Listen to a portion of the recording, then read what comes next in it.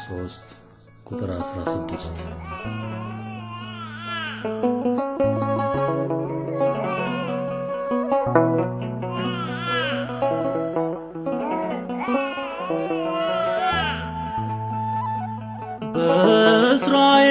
በእስራኤል እንዲሆን በሰለሞን መንግሥት በሁለት ሴቶች መሃል በአንድ ሕፃን ልጅ ምክንያት የሞተውን ትተው ባለው ይጣላሉ። ይቺም ሴት ያቺም ሴት የኔ ነው እያሉ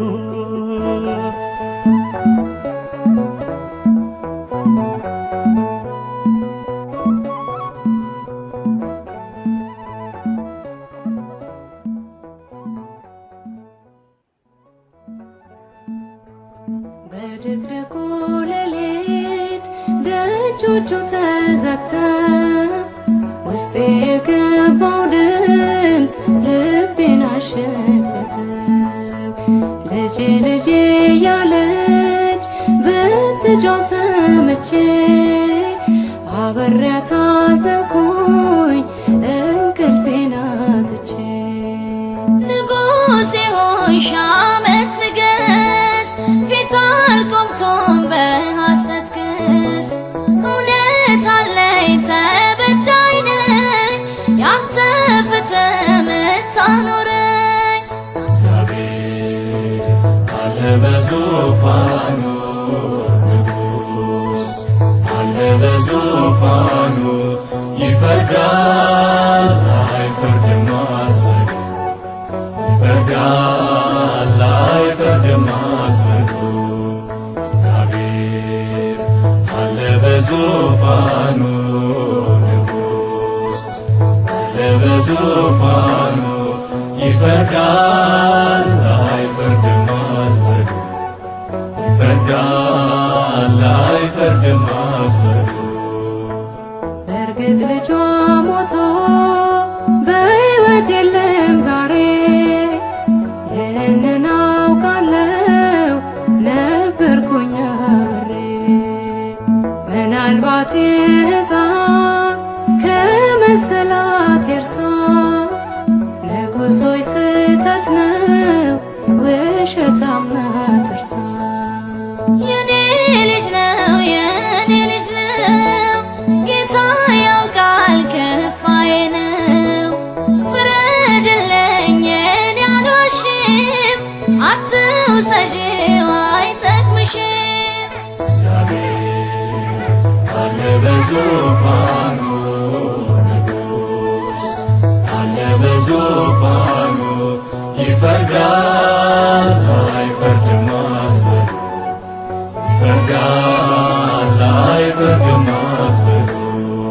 እግዚአብሔር አለ በዙፋኑ፣ ንጉሥ አለ በዙፋኑ።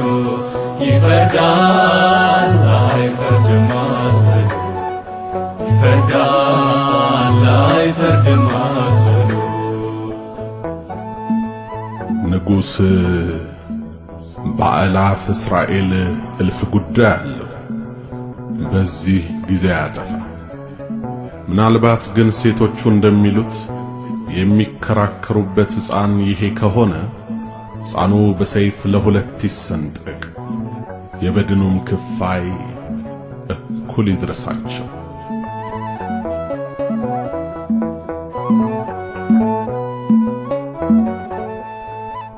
ባይሆን ይሻላል ተገቢ ነው ፍርዶ፣ ሕፃኑ ሚሰንጠቅ ሁለት ይሁን አንዱ።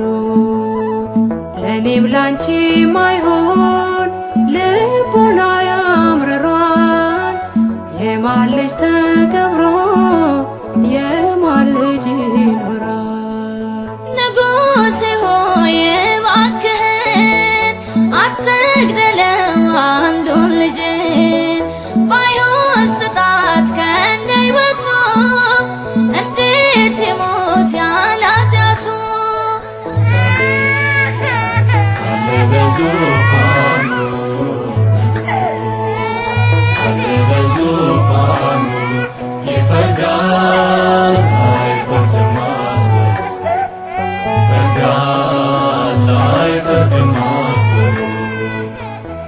አሁን የሕፃኑ እናት በግልጽ ታውቃለች።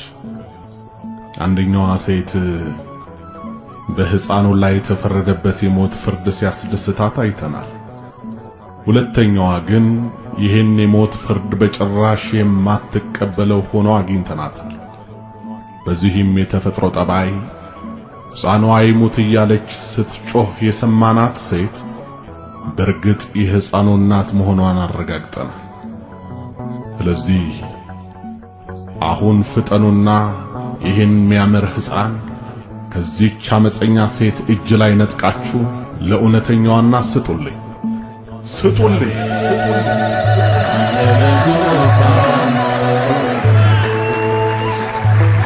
በዙፋኑ ይፈርዳል አይፈርድም አስረዱ ይፈርዳል አይፈርድም አስረዱ